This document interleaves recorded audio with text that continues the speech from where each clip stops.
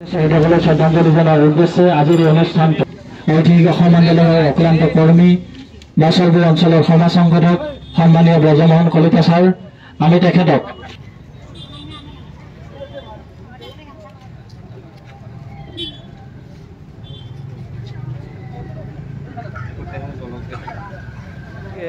আজি ৩৯টা বছৰ অতিক্ৰম কৰি আজি ৪০টা বছৰত ভৰি দিলে আৰু আমি সকলোৱে জানো যে জাতিৰ অস্তিত্ব ৰক্ষাৰ সংগ্ৰাম হৈছিলে সংগ্ৰাম হৈছিলে ৬ বছৰীয়া অসম আন্দোলনৰ পিছত ঐতিহাসিক অসম চুক্তি হৈছিলে ভাৰত চৰকাৰ অসম চৰকাৰ তথা সদৌ অসম ছাত্ৰ সন্থা গণ সংগ্ৰাম পৰিষদৰ মাজত আৰু এই অসম চুক্তি যি আমাৰ অসমীয়া জাতিটোৰ বৃহত্তৰ জাতি সত্তাটোৰ দলিল বুলি কোৱা হয় এই অসম চুক্তিৰ সম্পাদনৰ বাবে সদৌ অসম ছাত্ৰ সন্থাই সদায় মাত মাতি আহিছোঁ আৰু আজি এই চুক্তিয়ে ৪০টা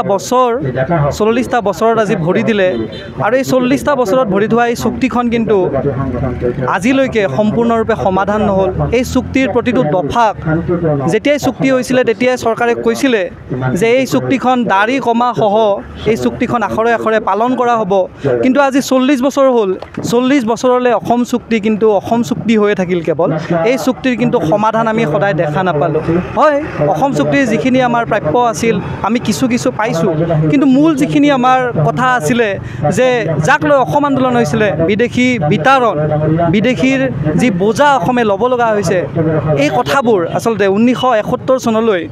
সমগ্ৰ ভাৰতবৰ্ষতে যি নাগৰিকত্বৰ ভিত্তিবৰ্ষ 1951 চন, কিন্তু অসমত তাৰ নাগৰিকত্বৰ বোজা আমি ল'ব লগা হৈছে 1971 চনলৈ, যে সমগ্ৰ দেশৰ হৈ অসমে 1971 চনলৈ বিদেশীৰ বোজা লৈছে। আৰু এই অসম চুক্তিখন সমাধানৰ বাবে আমি বাৰে বাৰে কৈ থকাৰ পিছতো আমি শেহতীয়াকৈ দেখিছোঁ যে আমি নতুন এটা আন্দোলনৰ মাজলৈ আমি গতি কৰিব লগা হৈছে, হৈছে কা আন্দোলন। আৰু কা আন্দোলনৰ জৰিয়তে এতিয়া যিখন চলিত চৰকাৰ আছে এই চৰকাৰখনে পুনৰ প্ৰতাৰণা কৰিছে অসম চুক্তিখনক আৰু অসমত নাগৰিকত্ব দিবলৈ লৈছে অবৈধভাৱে অহা কিছুমান বিদেশী লোকক। গতিকে আজিৰ এই পবিত্ৰ ক্ষণত আজি আমি ৪০ বছৰত ভৰি দিলোঁ অসম আন্দোলনৰ অসম চুক্তিয়ে। এই অসম চুক্তিৰ পবিত্ৰ ক্ষণত আমি সদৌ বাক্সা জিলা ছাত্ৰ সন্থাই